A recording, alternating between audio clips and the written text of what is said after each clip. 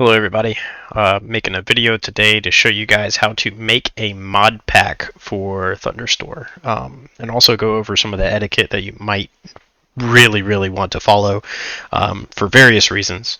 But first things first, when you come to Valheim Thunderstore IO, this will work for any game that's on Thunderstore as well, to any of these communities. But for today, of course, we're only going to go over Valheim. That's what most of my videos are on.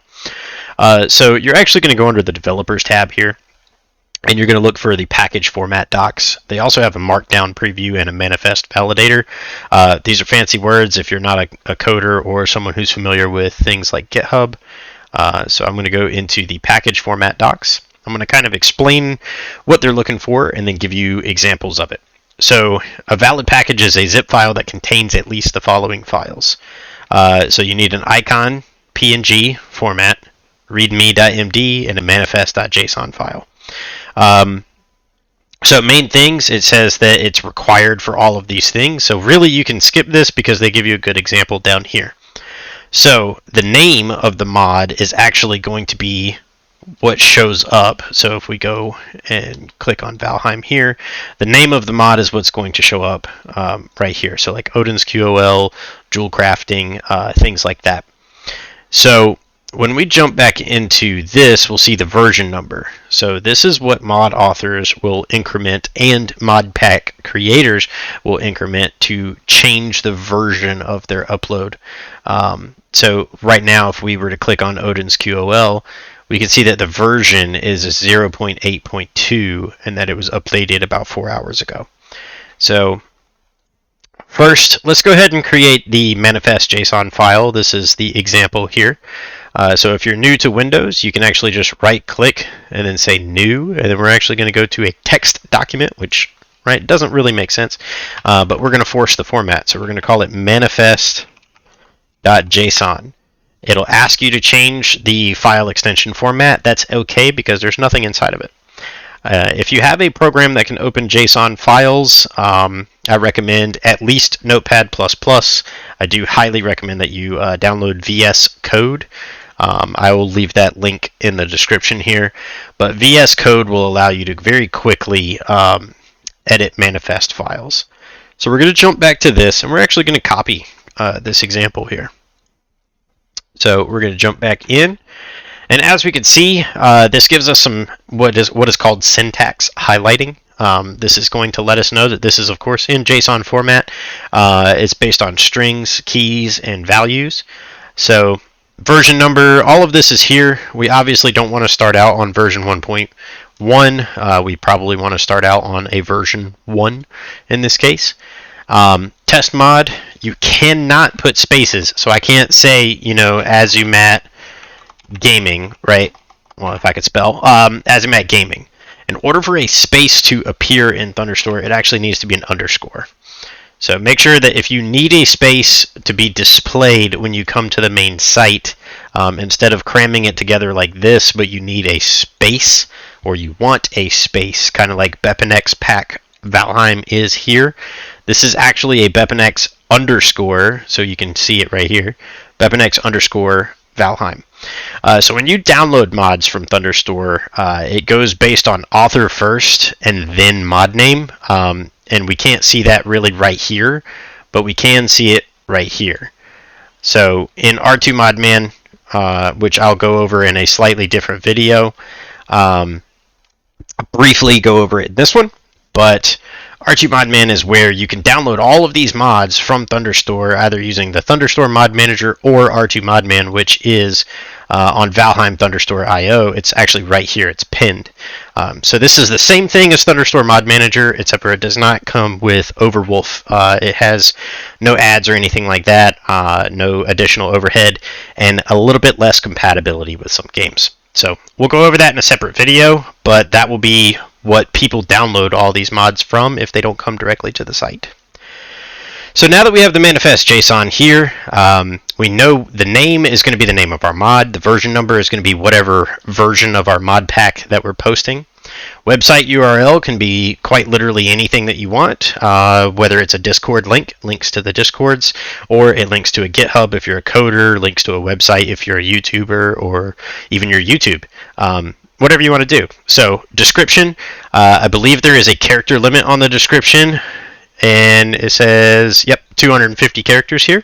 So you have about 250 characters to play with, and just kind of fill this out, really, however you need.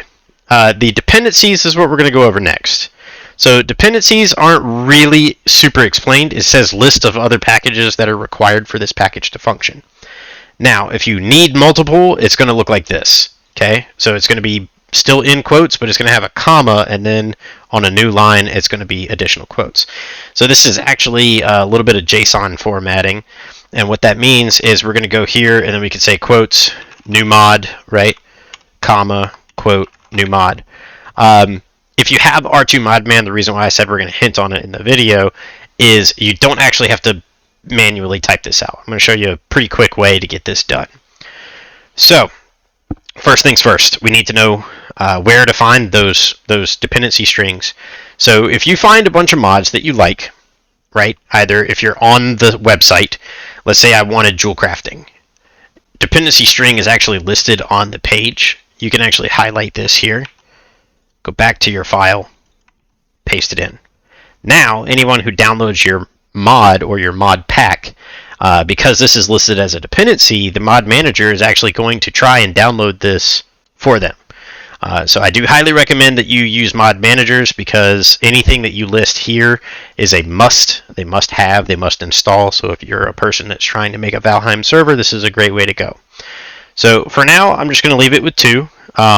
And obviously the last element cannot have this comma. The reason why I said in Visual Studio or VS Code you might want this is because it'll tell you, hey, there's a problem, delete it, right? So we can save this file. We're going to basically be using whatever this test mod is in SmoothBrain's Jewel Crafting. So with Mod Manager, here's where we're going to touch on this a little bit. Let's say you have a bunch of mods. I have a ton of profiles listed here. Let's say I wanted to use this with all these mods installed, right? If I go to Settings and then go into Modpacks and show dependency strings, we get actually all of the dependency strings of everything that we have installed. So you can highlight them all and Control C. And then if you notice when you Control V in here, it's going to give you a bunch of errors. It's going to tell you that it's wrong. I'm going to take you to a fancy website that I like to use for non-programmer types. So it's called delim.co. We are going to paste this in, leave this on new lines, so we want them separated by new lines, and then you're going to open the converter settings. So on the open tag, you'll do a quote. On the close tag, you'll do a quote and a comma. Okay? And then just click this right arrow. And then click select, Control C to copy, go right back to your manifest file, and paste. And see, that solves all of our problems except for one. We have an additional comma here that we just need to get rid of. So now, anyone who downloads my Azumat Gaming mod and or mod pack is going to be able to download this with all of these as dependencies. Any Valheim mod is going to be reliant on BepInEx pack here. So if you do not set that as a dependency, you're going to need it because it's the only thing that loads mods. So that being said, now my package is almost ready. We need a few more things. So Markdown Preview is something that we'll use here in a second. But package format docs, we've got our manifest file. Notice that that is only 1 out of 3 files that we need. We still need the Readme and the icon PNG. It tells us that this needs to be 256 by 256. You can use GIMP or Photoshop to grab your photo. It is in PNG format, which means it supports transparency. I'm not going to go over this particular portion, only because hopefully you can Google that and find it if you don't know how, or if you do, and you're trying to make a mod pack, you can hopefully find somebody that can create a 256 icon for you. So the readme.md is what we're going to look at. So it says it's in Markdown syntax to be rendered on the packages page.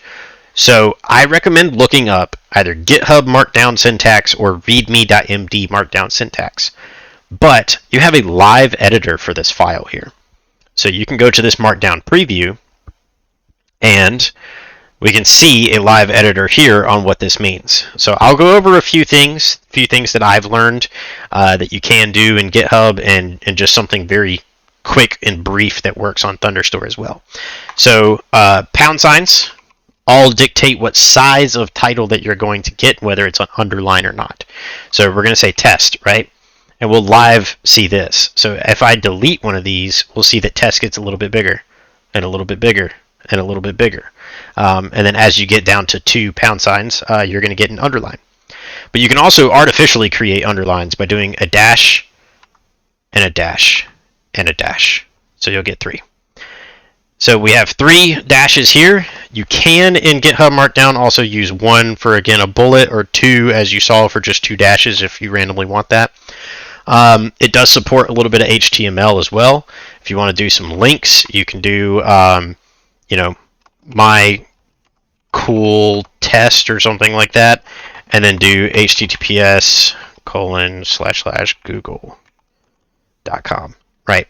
So now you have a link that goes to google.com, as you can see in the bottom left-hand corner, but it's rendering only this text here. So keep that in mind. That's how you can link to YouTube videos, images, things like that. I recommend that you use Imgur, or the fastest way to make a README file is to look at one of these mods that you like. For instance, Valheim Marketplace, their README is pretty extensive, right? You can scroll through here, you can see all this, you can see that they have collapsibles. And let's say that you wanted this as an example. You would just download the README. Make sure not to copy any of the icons or the manifests or anything like that, but we can go into this file here and actually extract and zip. So we'll extract it to a folder. And then we can go in here and open this file. So if you have VS Code, you're going to be able to open the file and see everything that they've typed out and how they have it typed. We can see that he used the links example, but he's also using a little bit of HTML here, some summaries, and you can actually copy and paste this. And he is using Imgur as well to support his PNGs pictures. So just take a look at it, take a look at some examples. But if you wanted to create a README file itself, let's say from scratch, you would just right-click again, go to New, Text Document, and then you can actually highlight everything and then call it all capital readme.md, and then say yes. So this can be opened, of course, in Notepad++ or whatever, but we are going to go ahead and create a folder, and I'm going to get you to the point of uploading, but I'm not going to tell you, or I'm not actually going to demonstrate that. So we're going to say my cool Modpack, right? We need this manifest JSON file. We need this README. But let's say I wanted this README to be very similar to what we just opened, right? So I've actually copied that to my clipboard. I can paste it in here, or I can go right back to our live preview, so developer markdown preview, and this gives us a live view of exactly what he has and how it worked. So you can go through here and edit and change and see a live template on what it's going to look like on Thunderstore. So hopefully that helps, at least with the markdown preview. We are going to jump back, and let's say that we have a photo. We're going to use his photo for now, right? Let's grab an icon. So this right here, we have a manifest that links to multiple other files as dependencies. We don't have a DLL, which is like what a mod would have. So if it's a specific mod, then you would have a DLL here when you download it. The mod manager is going to unpack that for you. And if you go into the mod manager, you can go to settings. I typically am under all because it's right here at the top. But browse profile folder, Dependencies, plugins, and this is every single plugin that you have. Anything inside the plugins folder, as long as it is a DLL in a base Unity plugin or a Bepinex plugin type, it's going to load. So it can be inside of any folder as long as the mod allows it. If the mod is looking for a specific folder structure, hopefully they've uploaded it that way and it works that way. So since we don't have a DLL, you're probably asking, well, what else do I need to make a Modpack? Well, if you don't have any mods of your own, this is it.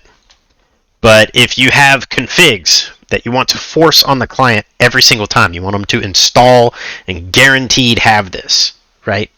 You would go to right-click New, Folder, lowercase, config, right? And where I'm getting this is I'm structuring this as if BepInEx was going to download it. So if we open R2Modman one more time, open up my profile, Settings, Browse Profile Folder, BepInEx. So we have config and plugins. So that's where I'm getting these names. I actually put an S on there when I shouldn't have. But config and plugins, right?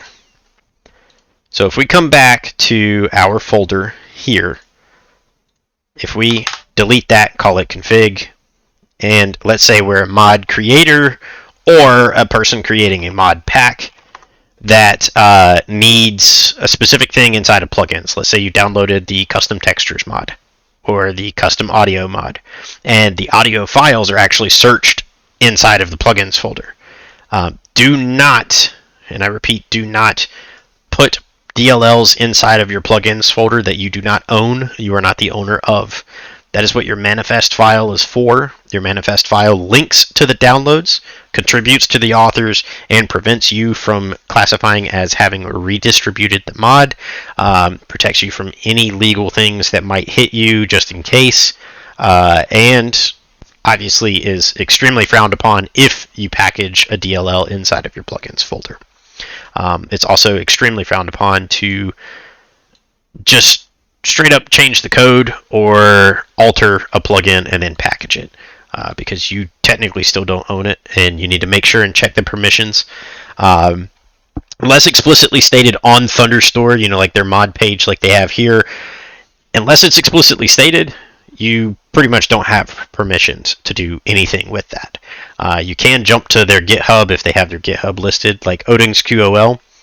My GitHub here jumps to it, and it's actually under an MIT license, so this will be permissive. It says commercial use, modification, distribution, and private use. So if you really wanted to package Odin QOL, you could. It gives you that ability.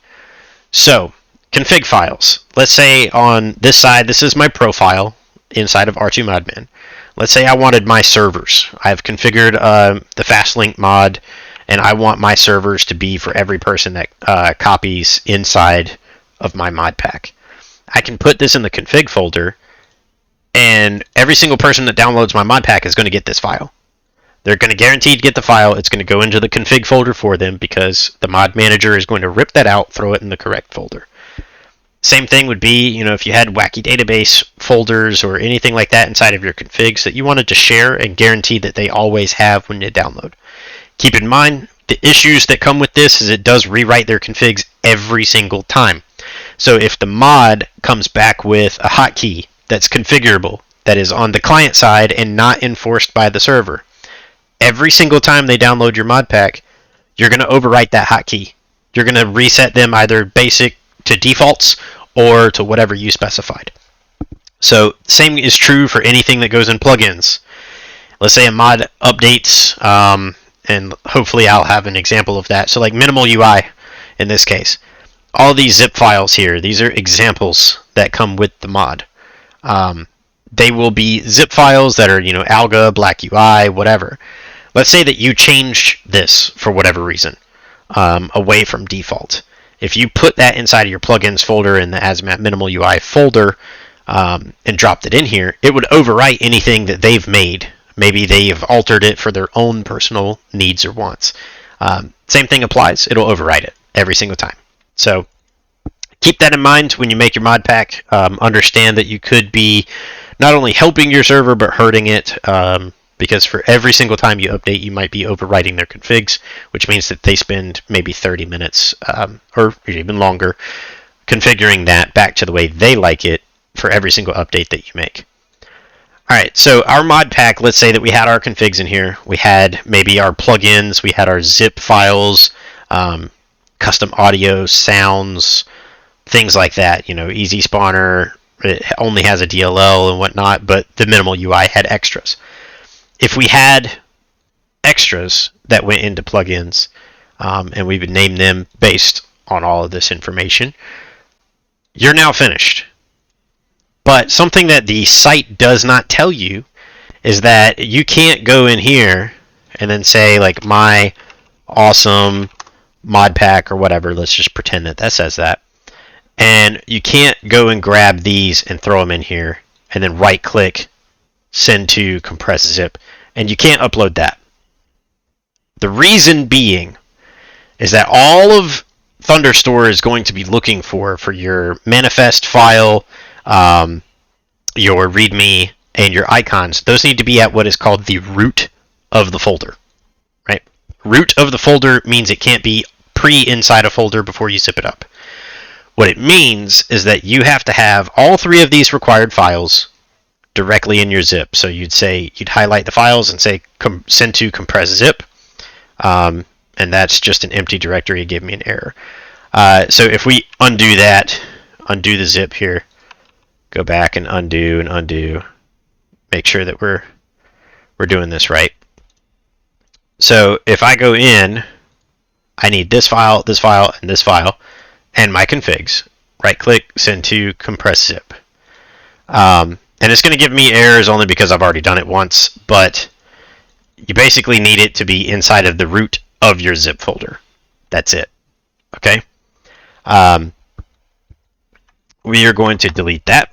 Now, in R2Modman, when they download your pack, it's going to look like this to them. So I'm going to change profiles for them whenever they go back to their game selection. You're brand new to R2Modman. You're going to go in here, select your game, select a profile if they have one, or create a new one. And then for them, they'd select that profile that they just made. They'd go out and find your mod pack. Let's say like this one is a mod pack, or this one is a mod pack that says mod pack. So we're going to download that. They're going to see it just like this. All of those dependency strings that we set up is what is telling me basically right now to download Medieval Village and download all the extra stuff that we're going to see go across the screen. So that's how you set up a mod pack. But once you get ready to go, make sure you're signed in via Discord or the other option that's over here. If you don't have a team, create one. A team only means who you're going to upload as. So I've created a team called Azamat, or me, Odin Plus, VMP, whoever I want to upload as, right? So upload as Azamat. I want it in the Valheim community. It's not going to be for any of the others, right? And then you'll specify, is it a client or server-side mod? Is it audio, language, whatever it is? And then you'll take your zip and you can just drag it right here. So let's say that our zip was this, this file or whatever. You would just drag it from your file explorer to right here, click submit. If you did everything correctly, it should load up. It takes about 5 to 10 minutes to fully hit Thunderstore. And if you label it as a mod, it'll show up as mods. If you label it as a mod pack, it'll show up as a mod pack, right? So make sure that if you're creating a mod pack, you label it as a mod pack. If it is a mod upload, you've created your own mod, make sure it's labeled as mods.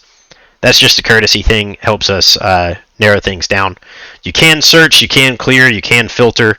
In R2Modman, you can also filter categories based on, whether it was a client-side mod, a server-side mod, vice versa. Allow NSFW things, whatever you want to do, and apply the filters to your search list. So your search list is differentiated between online and install. Again, I'm not going to fully go over this, but I'll go over this in the next video. You can see that I've downloaded 68 mods based off of that mod pack there. Downloading mod packs means that I can't disable teleport everything or anything like that because it's linked to this mod pack. Okay, so that is our dependency strings at work. I will see you guys in the next video where I'll explain R2Modman just a little bit more and the pros and cons to certain features, and see you guys then. So good luck.